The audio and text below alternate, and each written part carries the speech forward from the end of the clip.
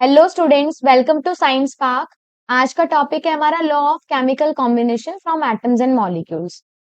Now देखो, law of chemical combination होता क्या है, पहले हमें इस वर्ड का या लॉ का मतलब पता होना चाहिए। यानी कि केमिकल कॉम्बिनेशन मतलब अगर हम दो कोई केमिकल्स ले रहे हैं, केमिकल रिएक्शन टेक्स प्लेस हो रही है, कोई भी दो चीजों को आपस में रिएक्ट करके कोई चीज बना रहे हैं, नया प्रोडक्ट फॉर्म कर रहे हैं, देन उसके लिए कुछ लॉज फॉलो होते हैं कि कोई भी दो चीजें आपस में, दो या दो से ज्यादा चीजें आपस में किस तरीके से रिएक्ट करेंगी, क्या क्या चीजें कंडीशंस को फॉलो करना चाहिए।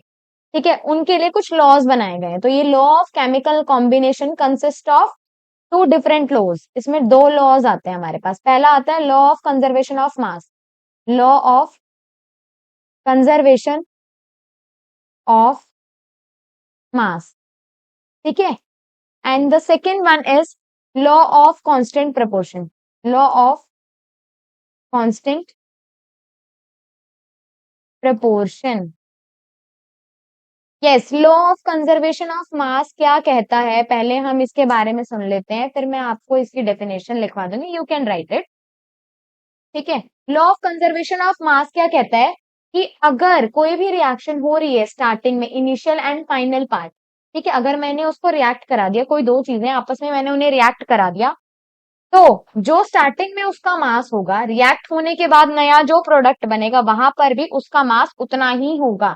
Yes, is it clear?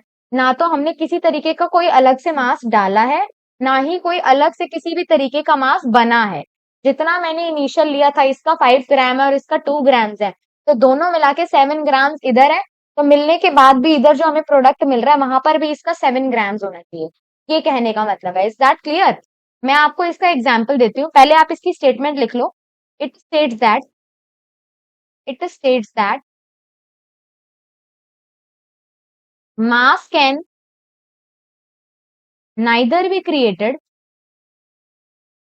Neither be created nor be destroyed nor be destroyed in a chemical reaction. ठीक है, किसी भी केमिकल रिएक्शन में ना तो किसी तरीके का मास हम डिस्ट्रॉय कर सकते हैं, ना ही बना सकते हैं, क्रिएट कर सकते हैं। ठीक है, मैं इसका एक एग्जांपल आपको देती हूँ। I am giving you one example. Like carbon oxygen के साथ रिएक्ट कर रहा है, तो क्या बना रहा है? Carbon dioxide. ठीक है, मैंने आपको, आप इसका मास निकालना सीखो। वैसे मास निकालना आप मास वाली वीडियो में से भी सीख सकते हो, मॉलिक्यूलर मास मैंने निकालना सिखाया। अगर हम सिंगल कार्बन ले रहे हैं, इसका मास कितना होता है? 12। एक ऑक्सीजन का मास होता है 16, तो दो ऑक्सीजन का कितना हो जाएगा? 32, राइट। और इधर अगर हम इस पूरे कंपाउंड का निकाले, one carbon consist of 12, four यहाँ पर टू ऑक्सीजन है, एक ऑक्सीजन के लिए 16, तो दो ऑक्सीजन के लिए 16 को 2 से मल्टीप्लाई कर दिया, तो यहाँ पर 12 प्लस ये 32, यू विल गेट आंसर 44। तो आप ध्यान रखना, लेफ्ट हैंड साइड पे जो था उनको भी ऐड करने पे 44 आना चाहिए। यस, तो इनिशियल और फाइनल मास सेम है। रिएक्शन के, ये रिएक्शन के पहले वाला पार्ट है, ये रिएक्शन के बाद वाला पार्ट है। ठीक है, दोनों केसेस में आपको सेम मास मिल रहा है, इनिशियल और फाइनल।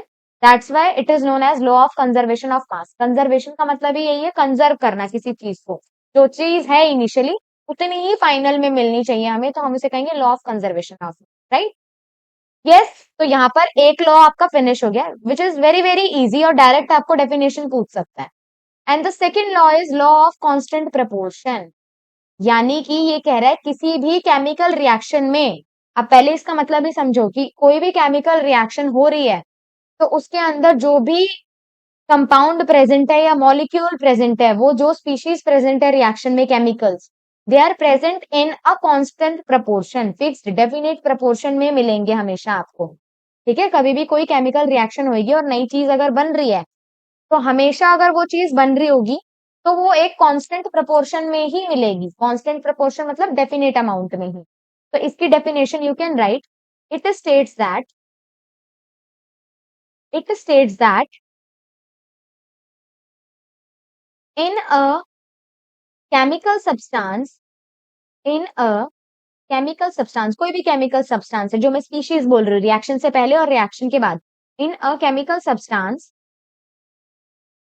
द एलिमेंट, जो एलिमेंट प्रेजेंट होंगे उस केमिकल सब्सटेंस में, क्या क्या चीजें प्रेजेंट है, the elements the elements are present in definite proportion by mass.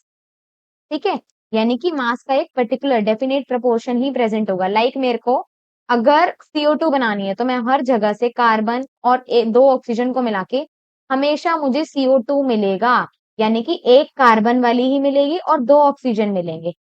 ठीक है, 1 carbon and 2 oxygen will always be provided in the case of CO2। ठीक है, अगर मैं H2O ले लूं, अब H2O में कहीं से भी उठा लूं, वाटर लेक से उठा लिया, सी से उठा लिया, ठीक है, घर का टैप वाटर ले लिया, तो आपको हमेशा वाटर इस फॉर्म में ही मिलेगा H2O। कभी भी आप ये नहीं कहोगे वाटर H3O या फिर H3O3 या HO, इस तरीके से आप वाटर को नहीं कह सकते। वाटर कहीं से भी सोर्स मिल रहा है तो वो कैसा मिलेगा, H2O, यानी कि 2 हाइड्रोजन होंगे इसमें और हमेशा एक ऑक्सीजन का, राइट। तो ये वाला लॉ क्लियर है आपको, law of constant proportion by mass. ठीक है, अगर हम इसका मास निकालते हैं हमेशा, तो मास कितना है, हाइड्रोजन का मास कितना है यहाँ पर, एक हाइड्रोजन का 1 है, तो 2 हाइड्रोजन का कितना हो जाएगा, 1 को 2 से मल्टीप्लाई किया तो 2। और ऑक्सीजन का मास कितना है यहाँ पर, ऑक्सीजन का मास एक ही ऑक्सीजन है, एक ऑक्सीजन का 16 होता है, तो इसका मास हो गया 16। अब मैं इन दोनों को रेशियो, इन दोनों को मैं आपस में डिवाइड करूं, then what will I get, 2 divided by 16, 1/8, यानी कि वाटर में हमेशा हाइड्रोजन और ऑक्सीजन का रेशियो कैसा मिलेगा, 1:8। Yes, is it clear? ठीक है, तो यहाँ पर आपको ये law of chemical combination finish जाते हैं। मैंने आपको लॉ ऑफ केमिकल कॉम्बिनेशन में दोनों लॉज आते हैं वो मैंने बता दिए। डाल्टन एटॉमिक थ्योरी के लिए will provide a new video. I hope this video will be clear to you and understandable. For more such videos, you can like, comment, subscribe the channel and press the bell icon for the notifications for the latest updates.